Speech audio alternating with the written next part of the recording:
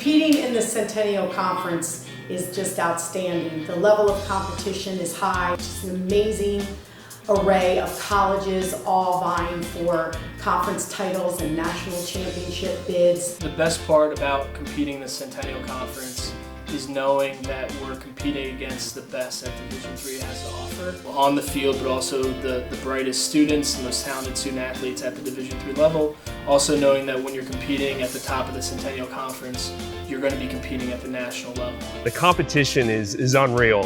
Whether it's a Gettysburg F&M game day or a Haverford Swarthmore game day, every school has their interesting and unique rivalries that have been going on for decades and in some cases centuries. I think what makes the conference special is the elite mix of strong academics and really good athletics.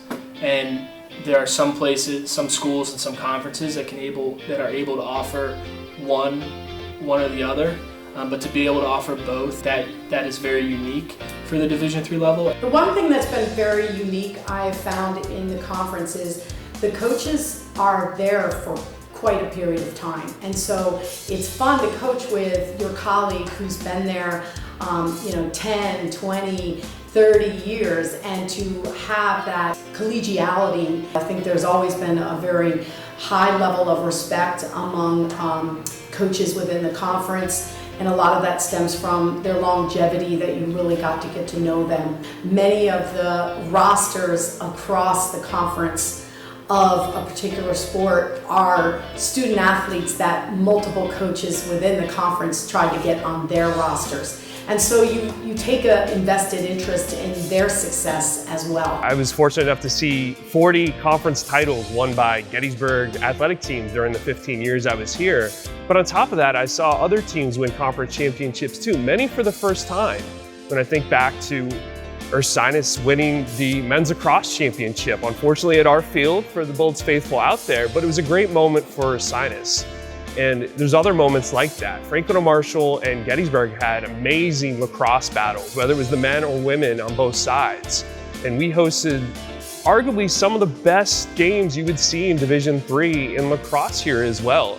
Team championships, individual championships, and to even see some of those individuals and teams go on to win national championships has been amazing. When I think back to the Franklin and Marshall women's lacrosse teams, of course the Gettysburg women's lacrosse team, and also Johns Hopkins and the run of cross-country championships that they won as well, and then a bunch of individual national champions over the course of the last 15 years across several sports has been amazing to see as well. There are so many incredible moments coaching within the Centennial Conference, but it goes without saying the rivalry between Franklin and Marshall and Gettysburg's women's lacrosse programs. So some of our highest of highs and lowest of lows occurred during the battle between the Dips and the Bullets. The type of student athletes that the Centennial Conference institutions draw in, of student athletes that are very goal-oriented, hardworking, very talented students in the classroom and on the field. It's special because it brings in very special,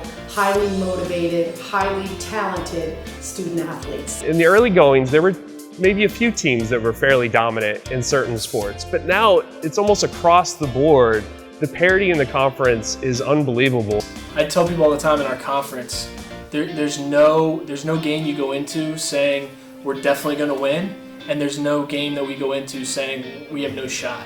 And there are very few conferences where you can say that. Gettysburg, our rivals have always been Dickinson and Franklin and Marshall, but at the end of the day, at the end of that, whatever it is, 40 minutes, 60 minutes, 90 minutes, whatever time frame it is for that sporting event, it's really special to see those teams and those athletes and coaches come together and show the respect to one another and the respect for the people they're working with, whether it's athletic communications professionals or athletic trainers or equipment managers, the fans, the way they respect each other and the way they respect opposing institutions and the staff at other institutions too. I think that's really an important part of the conference that gets maybe overlooked a little bit because everybody looks at the awards and the championships.